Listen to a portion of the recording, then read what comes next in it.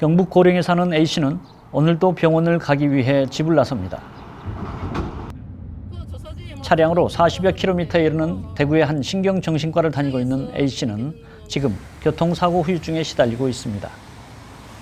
정신건강 치료를 받으면 여기서 받을 수 있는 거예요? 딴 데 가야 되는 겁니까? 예. 그 서대구 병원이라고 있거든요. 서대구. 거기가 이제 그 정신과 전체 병원이거든요. 네. 그래서 거기도 뭐 가보신 게 아니겠나. 평범한 삶을 살던 A씨에게 불행이 닥친 건 지난 1월 발생한 황당한 교통사고 때문이었습니다. 이곳은 경북 고령의 시골 한적한 시골길입니다. 보시다시피 도로는 편도 1차선에 평소에 교통량이 많은 도로이기도 합니다만 지난 1월 이곳에서 덤프트럭과 코란도 차량이 추돌하는 사고가 발생했습니다. 편도 1차선 도로 코란도 승용차가 갓길에 정차했다가 핸들을 돌려 차를 이동하려는 순간 갑작스레 달려온 덤프트럭과의 추돌 사고가 발생합니다. 당시 A씨는 정신을 잃고 한참 후에 깨어났습니다. 코난도에서 깨어나가지고 일어났을 때는 차가 없는 거예요. 그 시간이 얼마나 된가요? 그 시간은 확실하게 제지를 못 하겠어요. 내려가지고 우리 아저씨한테 차가 어디 갔어요? 난 차를 못 봤으니까 무슨 차인지도 모르고 큰 차도 백미러에 못 봤으니까 백미러에 백미러에는 분명히 코난 백미러에 안 보여서 내가 앞으로 가려고 살짝 빼는 순간 그랬습니다.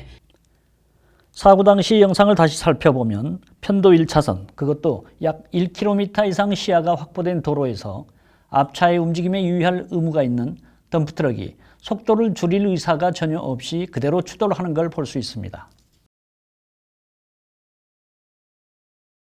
자기가 100m 밖에서 봤으면은 100m를 뛰었으면 사고가 안 날 수 있잖아. 내가 자기가 뭐 휴대폰을 하든지 뭐 딴짓을 하다가 왜든지 늦게 발견했기 때문에 안전거리를 못 띄웠기 때문에 사고가 난 거 아이가. 얼마든지 직선거리에 다 보이는데 왜 못 했노? 그런데 사고 직후 이상한 일이 발생합니다.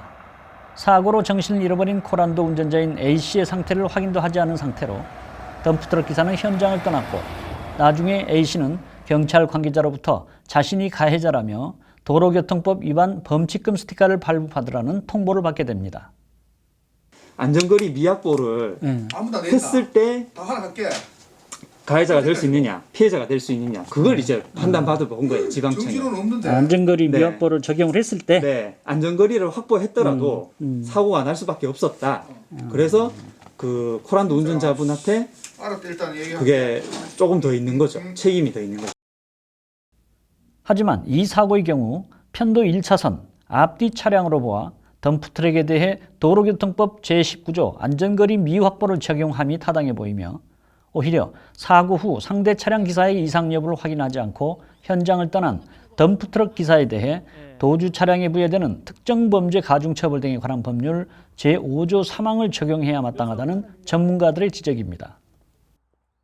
요즘은 블랙박스를 보든지 어디를 봐도 요즘은 당사자끼리 아무도 없고 사고가 나도 내려가지고 괜찮습니까? 괜찮다 하고 명함만 주고 가도 그 사람이 나중에 많이 아파가 병원에 입원을 하게 되면은 뺑소니해도 뺑소니해야 된다 그러는데 근데 무조건 가면은 딱 느낌에 이 사람 딱 감싸 안아 놓고 딱 나를 가해자다 해가지고 이 사람을 나의 가해자다 해갖고 딱 하겠다는 그 목적으로 달려가는 것 같아 눈치가.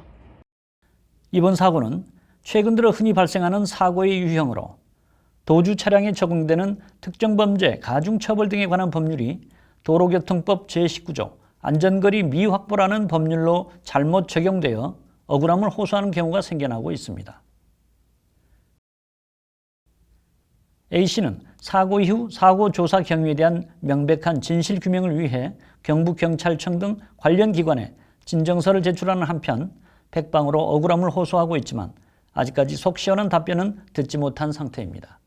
너무너무 억울해서 저거리 짜고 치는 고소톱처럼 하는 게 나는 너무 원통하고 억울한 거예요. 너무. SDA 뉴스 조찬천입니다.